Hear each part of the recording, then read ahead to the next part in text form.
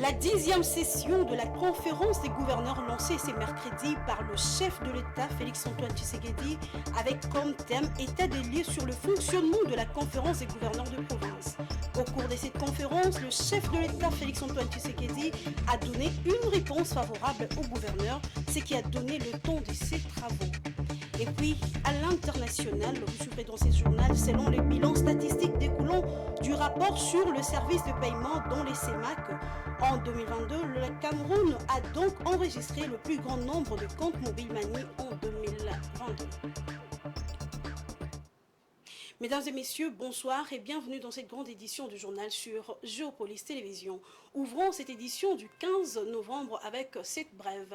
Les léopards de la République démocratique du Congo débutent en fanfare les éliminatoires de la Coupe du Monde 2026 en battant les Mourabitounes de la Mauritanie sur la marque des débuts à 0 lors de la première journée, c'est mercredi 15 novembre 2023 au stade de Martyrs. Les buts congolais ont été inscrits par Yohan Wissa à la 62e minute et Théo Bongonda à la 81e minute de jeu. Lors de la deuxième journée, les fauves congolais joueront en déplacement face aux crocodiles du Nil du Soudan en terre libyenne le dimanche 19 novembre prochain.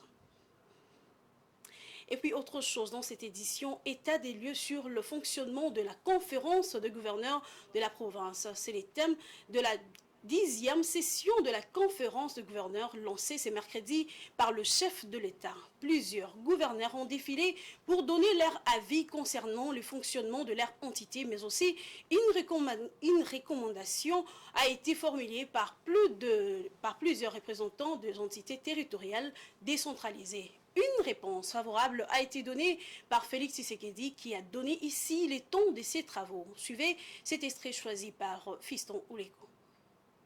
Du fonctionnement de l'institution conférence des gouverneurs de province, notamment dans ses perspectives d'avenir.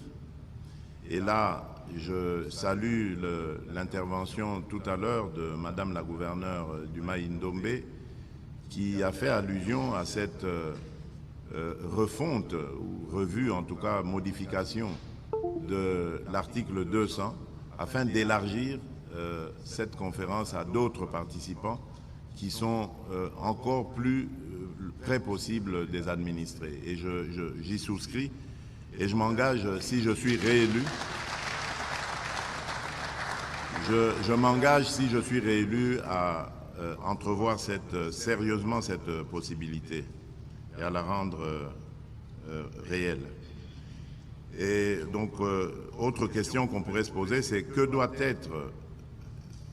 être fait pour que la conférence des gouverneurs puisse contribuer à la stabilité des institutions provinciales et, partant, à promouvoir une gouvernance responsable et durable au niveau des provinces.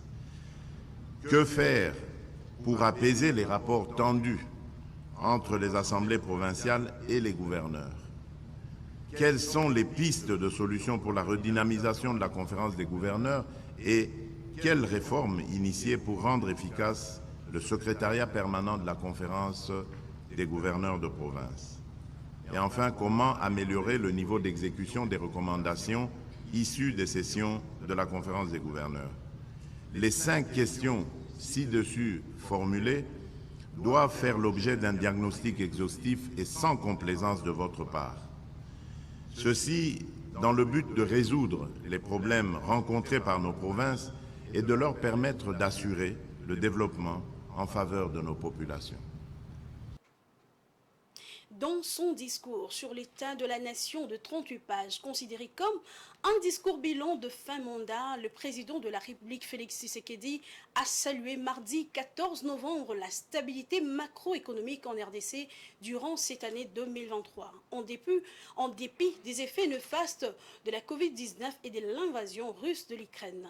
Dans la foulée, le chef de l'État a loué la gestion prudente de la stratégie de finances en République démocratique du Congo sous son règne. Félix Tshisekedi a conclu son adresse en appelant au soutien de sa candidature pour un nouveau quinquennat. Écoutons-le dans cet extrait choisi par Dieudonné Boinali. Suivez-moi très bien, nous avons donc le choix entre repartir à zéro ou consolider les acquis de cet élan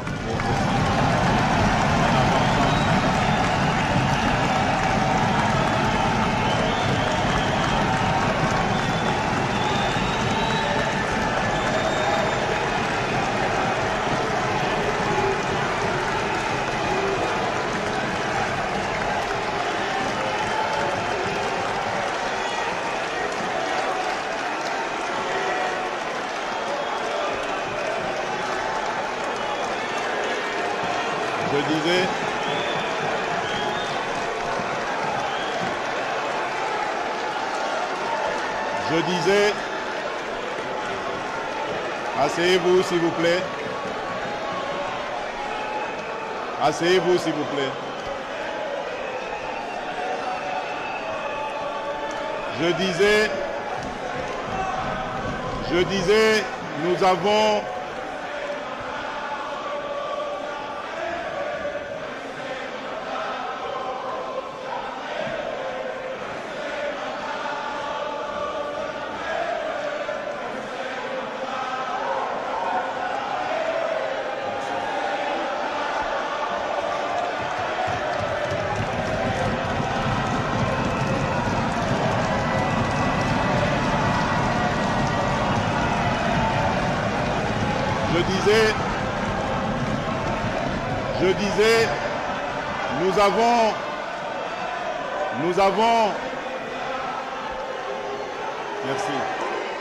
merci.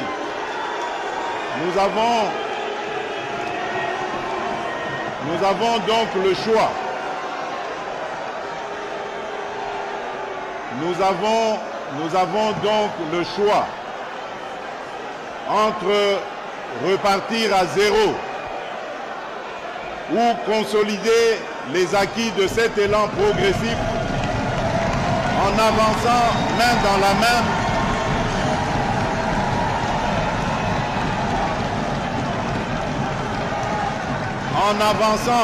dans la main avec une vision claire et un but commun vers un avenir où chaque Congolais aura la possibilité de prospérer.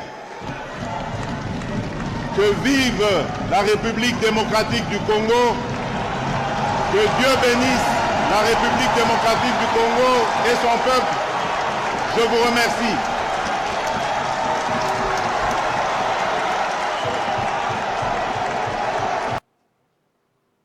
Restons toujours dans ces mêmes chapitres. Le mandat du président Félix Tshisekedi touche à sa fin.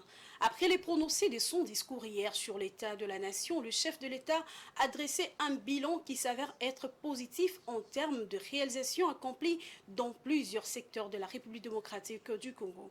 Du côté de la population, les avis restent donc partagés, car pour les uns, les bilans s'avèrent être positifs et pour les autres, il y a encore beaucoup de choses qui n'ont pas encore été accomplies pendant ces quinquennats du président sortant. Je vous propose donc de suivre ces reportages de Damani Mujinga et Giscard Tamba.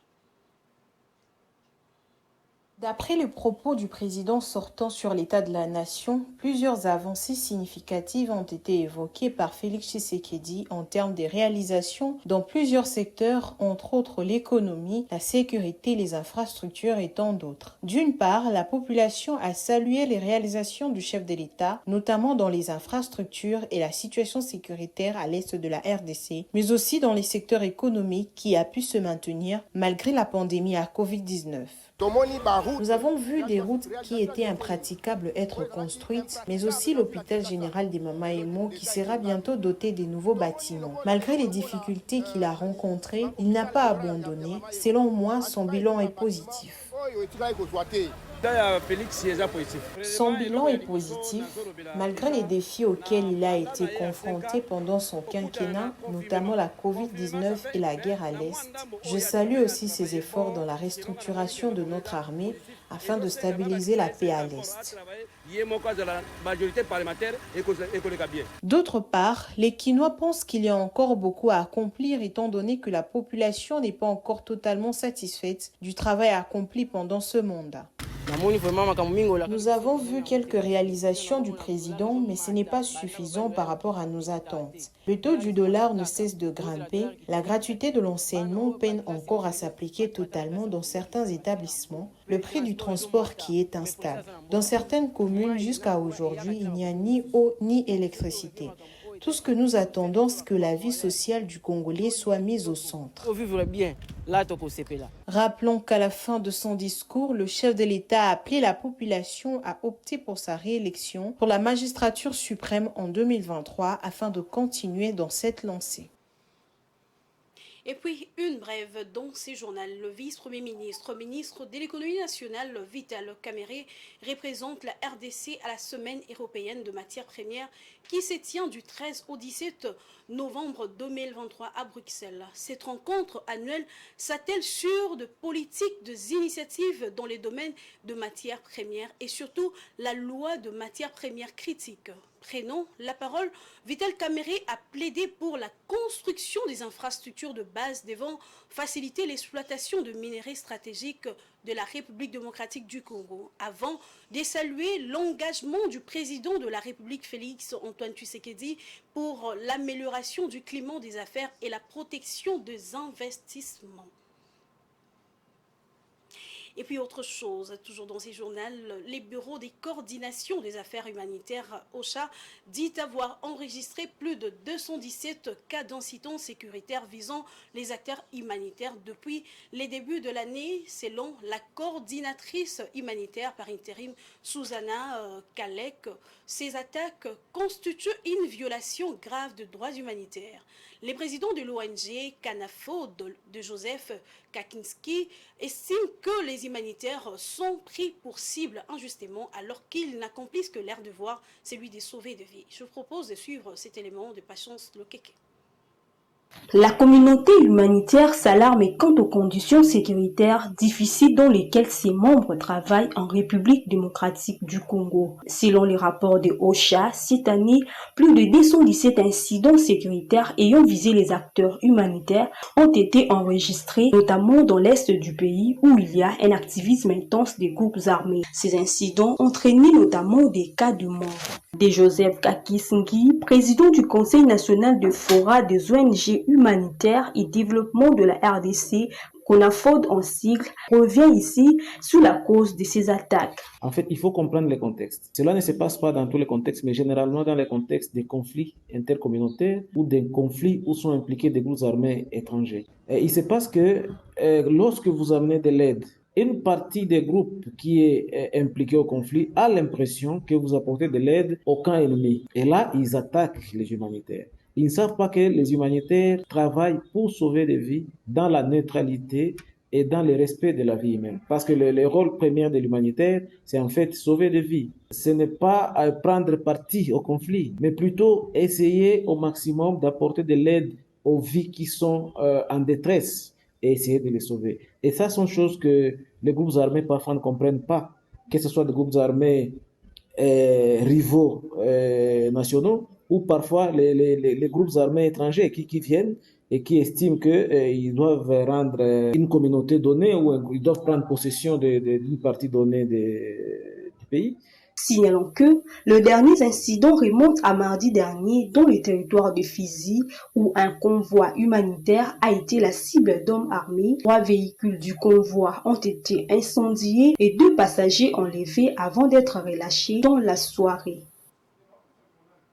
Les projets de planter 1 milliard d'arbres à l'horizon 2023 dans le cadre du programme réalisé à 89% selon le rapport de la ministre d'État, ministre de l'Environnement, Eve Bazaïba. Sur terrain, il y a de ces écoles qui s'affairent à la mise en œuvre. Dans la logique d'accompagner ces programmes, l'école communautaire Bahaï en marge, où notre rédaction a fait le constat, essaye tant soit peu de contribuer à la réalisation de ces projets. Didier Ilunga était sur place. Suivez.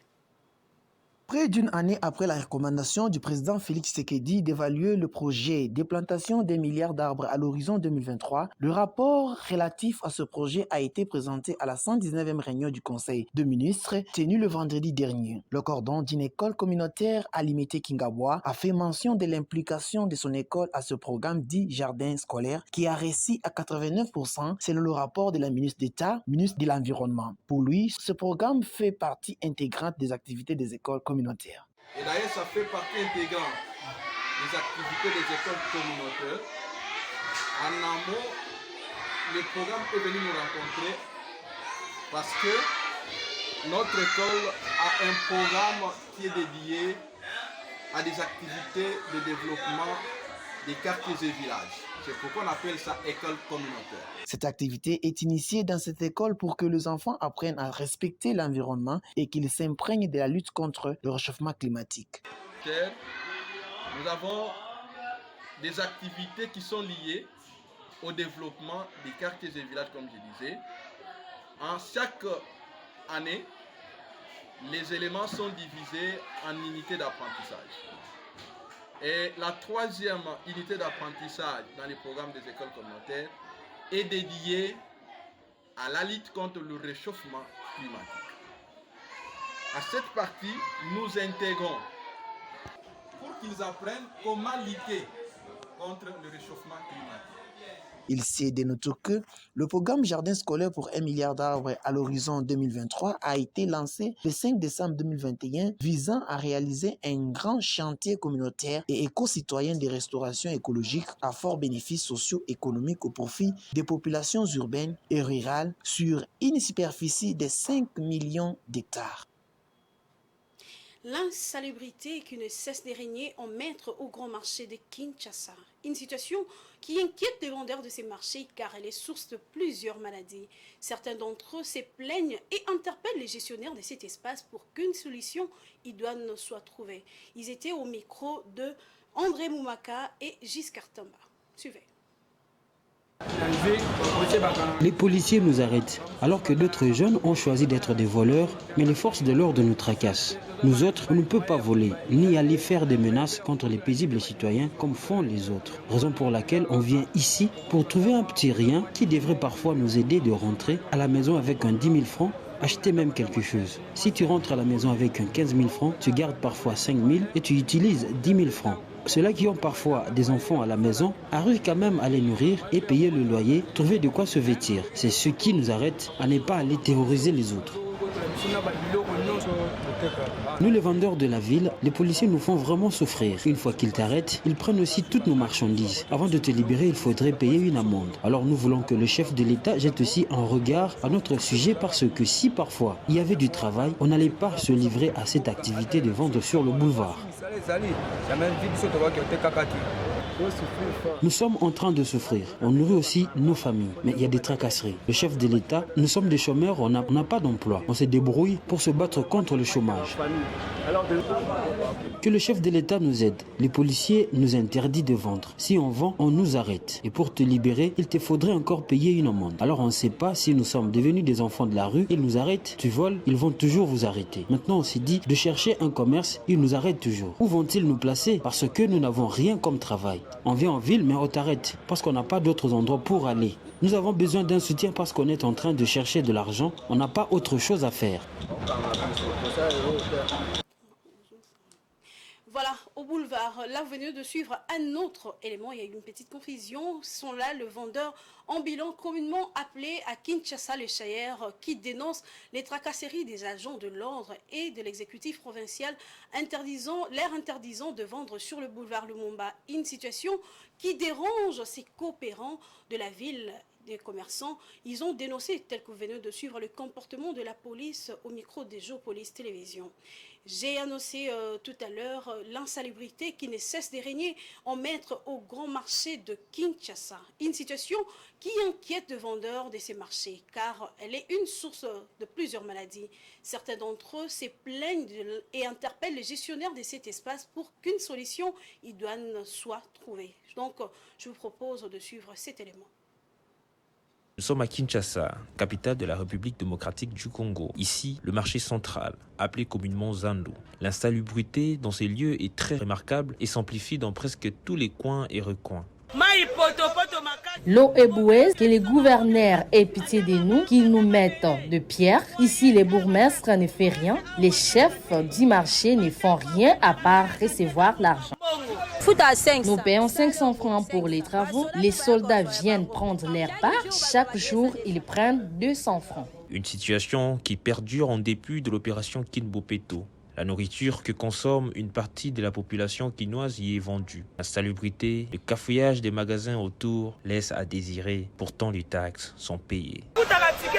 Nous payons nos tickets tous les jours, mais nous ne savons pas où va cet argent. Nous payons aussi les taxes de l'État. Nous contractons des maladies, d'autant plus que la saleté s'intensifie. Ça nous fait très mal. Ça revient à 400 francs. 300 francs du ticket, 100 francs pour les travaux. Le constat est le même dans toutes les avenues. Le marché Zando, dont les travaux de réhabilitation étaient annoncés en grande pompe, est devenu le lieu le plus sale de la ville de Kinshasa, qui elle-même est plongée dans une insalubrité indescriptible.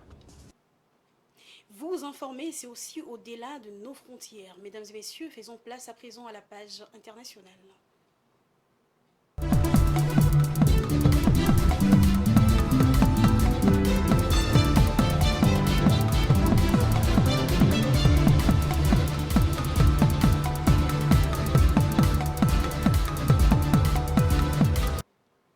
Je l'ai annoncé en titre, selon les bilans statistiques découlant du rapport sur les services de paiement dans la CEMAC en 2022, les Cameroun enregistrent le plus grand nombre de comptes Mobile Money en 2022. Les pays totalisent donc 31 au 31 décembre 2022 un peu plus de 21,6 millions de comptes actifs, soit 57,7% du nombre total de comptes de paiement dans la communauté économique et monétaire de l'Afrique centrale.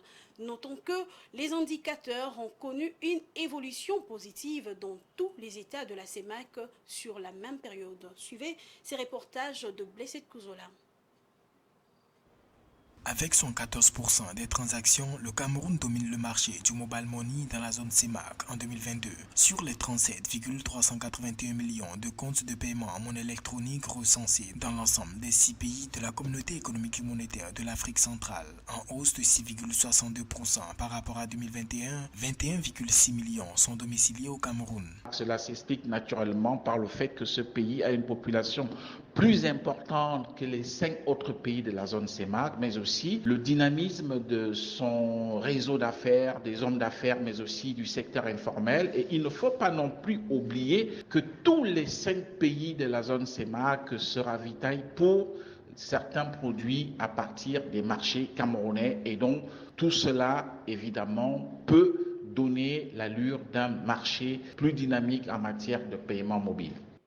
Au cours de l'année 2022, plus de 96% des transactions, soit 2,3 milliards d'opérations effectuées dans la zone CEMAC, l'ont été via le mobile money, contre seulement 2% de transactions, soit 48,3 millions d'opérations par virement bancaire classique et carte. Selon les données publiées par la BEAC, les indicateurs ont connu une évolution positive dans tous les États de la CEMAC sur la même période, sauf au Tchad où l'adoption du mobile money fait toujours face aux habitudes d'usage du crédit téléphonique comme moyen de paiement. Ce qu'il faut reconnaître d'entrée de jeu, c'est que le paiement via les terminaux électroniques permet non seulement une certaine traçabilité, mais aussi une certaine sécurité de tous les flux financiers. Et comme on le sait aussi, dans le cadre de la lutte contre les réseaux terroristes et le Cameroun qui connaît des problèmes aussi d'insécurité, aussi bien au nord que dans sa partie ouest, eh bien évidemment, ça permet donc à l'État de pouvoir avoir une certaine traçabilité sur toutes les opérations financières. Au 31 décembre 2022, on dénombrait 329 911 distributeurs de mobile money à travers la CEMAC, en progression de plus 34,15% par rapport à fin 2021. L'encours de la monnaie électronique détenue par les utilisateurs, porteurs et distributeurs dans les comptes de porte-monnaie électronique à fin 2022 a progressé de 10% à 340 milliards de francs CFA. Vous allez corriger avec nous, ce n'est pas un reportage de Blessé de Kouzola, mais plutôt celui de nos confrères d'Africa 24. Faisons place à présent à la revue de presse.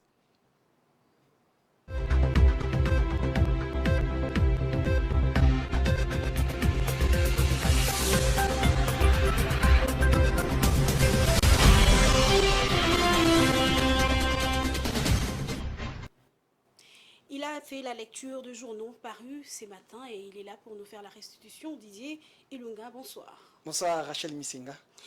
Félix Tshisekedi devant le Parlement réuni en congrès ce mardi 14 novembre. Évidemment, le dernier discours du chef de l'État, Félix Tshisekedi, prononcé ce mardi 14 novembre 2023 devant le Parlement réuni en congrès, a fait l'objet des titres et des commentaires des journaux parus ce mercredi 15 novembre 2023. Dans son adresse devant le Congrès, Félix Tshisekedi se veut rassurant au regard des enjeux actuels, a titré Géopolis Hebdo. Dans son dernier discours à la nation, le chef de l'État a abordé tous les secteurs de la vie nationale. Il a évoqué ce qui a fait et a révélé ce qui reste à faire. Toutefois, il faut rappeler que le président Félix Tshisekedi est à la fois de son premier mandat qui a commencé le 24 janvier 2019 au terme d'une passation civilisée du pouvoir entre le président Joseph Kabila qui a fait 18 ans à la tête du pays, rappelle Géopolis Hebdo. Par contre, Congo Nouveau a fait savoir que le chef de l'État congolais a tenu son discours sur l'état de la nation ce mardi 14 novembre 2023 devant le Parlement réuni en congrès. Parmi le point positif de son bilan, il glisse aussi celui de la presse qu'il juge mieux qu'avant. Une phrase prononcée dans une salle restée d'abord silencieuse avant des timides applaudissements, a-t-il commenté. Il rapporte que malgré la hausse des atteintes à la liberté de la presse publiée par l'ONG Journalistes en danger, GED, le président Félix Tshisekedi a brossé un bilan pour le moins positif de la liberté de la presse sous son mandat.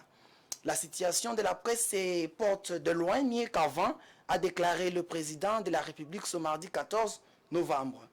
Le chef de l'État cite que plus des 30 points gagnés par la République démocratique du Congo dans le baromètre des Reporters sans frontières sur la liberté de la presse, mais également des actions pour améliorer les cadres juridiques et réglementaires de l'exercice de cette profession au pays.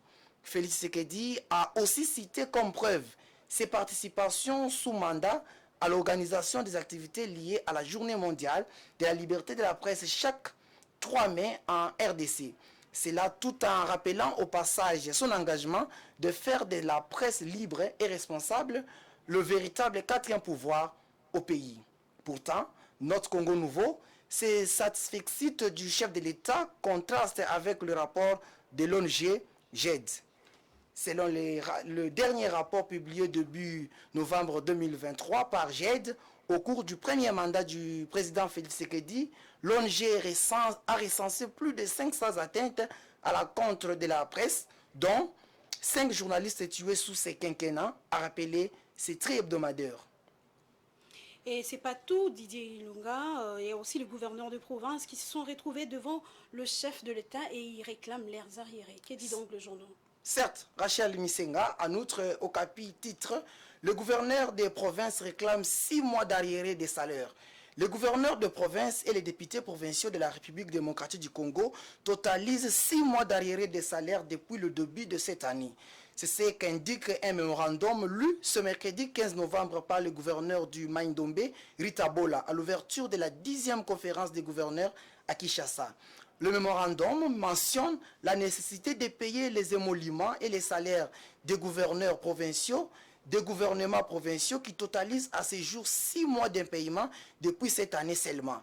Le chef des exécutifs provinciaux souligne aussi l'urgence de mettre des fonds de secret des recherches nécessaires à la disposition des gouverneurs de province, comme promis à Mbandaka lors de la dernière conférence des gouverneurs de province pour lutter contre le banditisme, maintenir l'ordre public et assurer la sécurisation des élections. Par ailleurs, le gouverneur juge nécessaire de leur confier la direction de la dynamique de la campagne électorale de l'actuel chef de l'État, candidat à sa propre succession, indique ce média. Conférence des gouverneurs, Rita Bola crache des vérités devant Félix Tshisekedi, revient le média Congo dans son titre.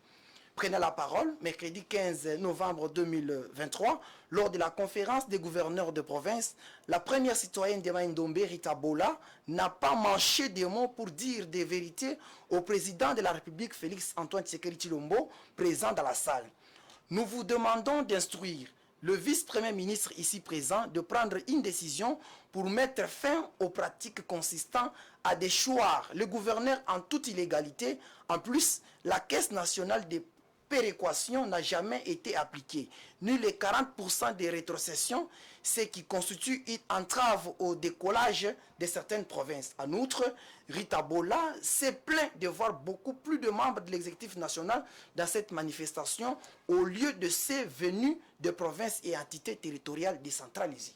Merci beaucoup Didier Ilunga pour cette lecture des journaux parus ce matin. C'est moi qui vous remercie. Mesdames et messieurs, c'était là la revue de presse.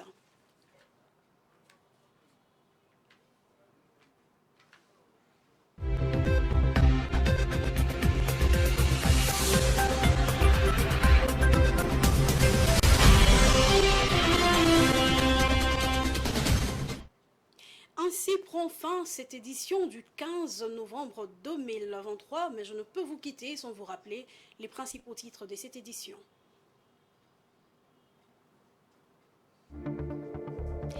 La 10e session de la conférence des gouverneurs lancée ce mercredi par le chef de l'État Félix Antoine Tshisekedi avec comme thème état des lieux sur le fonctionnement de la conférence de gouverneurs de province. Au cours de cette conférence, le chef de l'État a donné une réponse favorable au gouverneur qui a donné un ton à ses travaux. Et puis à l'international, vous avez suivi, selon les bilans statistiques découlant du rapport sur les services de paiement dont la CEMAC en 2022, le Cameroun a donc enregistré le plus grand nombre de comptes mobiles Mani en 2022. Ainsi prend fin cette grande édition du journal, mesdames et messieurs. Merci de l'avoir suivi et très bonne suite de programme sur Géopolis Télévision.